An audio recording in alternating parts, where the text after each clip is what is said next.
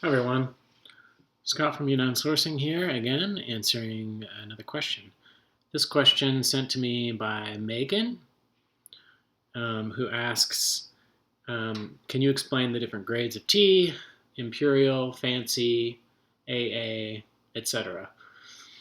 Um, well, Megan, actually, these terms are terms that I created myself, um, basically as a way to give customers an idea of the level, the grade or the quality of a certain tea.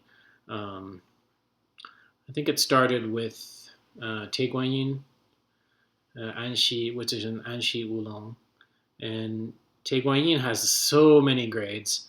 And the way that I drank and experienced Tie Guanyin is there was never really from my friend, a really close friend of mine, who has been my Anxi supplier. He's a third or fourth generation Anxi, from Anxi family. His father is a tea grower. Um, he never really, he doesn't separate. I mean, in his mind, there's all these different grades, but he doesn't give them names. So in fact, to him, one type of where Tie Guanyin could have 10 or 20 different grades or different levels, and typically a price associated with those. Um, so in the beginning, I said, okay, here's a fancy Tie Guanyin, which was the less expensive one, and the premium Tie Guanyin, which was the more expensive one. Eventually, as I um, experienced more and more Tie Guanyin, I really started to understand the many different levels of grades that were involved. I added yet a more higher one, Imperial Tie Guanyin, or 3As, as I also call it. Um, and then eventually we added a competition grade, which is even higher than that. So um,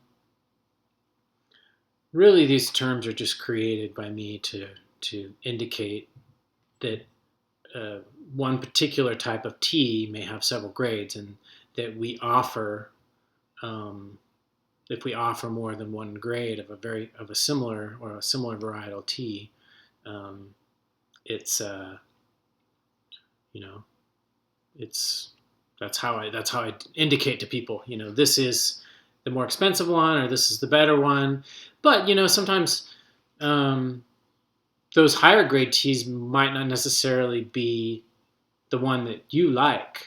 I know, for example, a lot of people who prefer, for example, um, a one leaf, one bud black tea versus a pure bud black tea where only the tips or the shoots have been picked and processed. So really, the grade is not necessarily important so much as it is to just kind of keep them separate, because we can't just say this is Tie Guanyin and have one grade, because there's so many different grades, and each one has its own kind of unique character.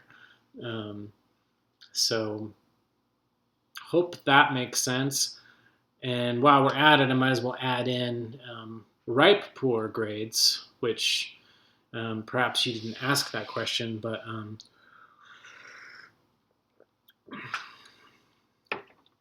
pause for tea here.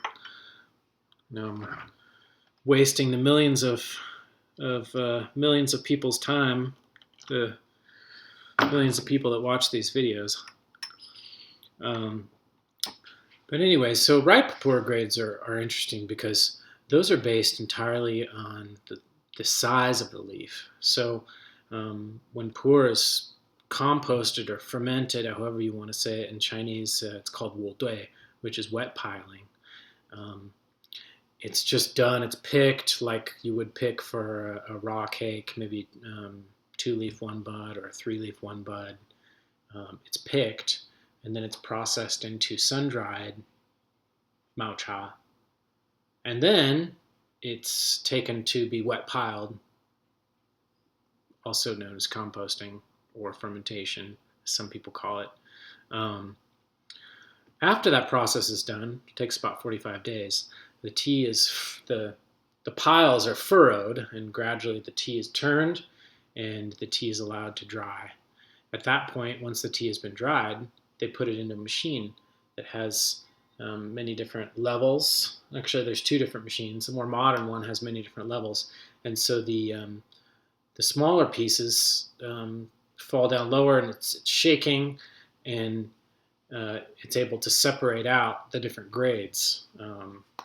So the finest grade um, of ripe pu'er would be Gongting grade, or I guess it's a tribute palace or palace tribute grade or something like that in Chinese. Gongting is the very very small ones.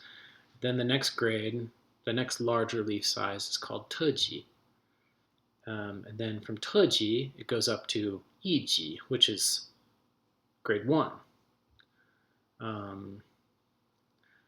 Often from grade 1 onward, it's not, it's odd numbers.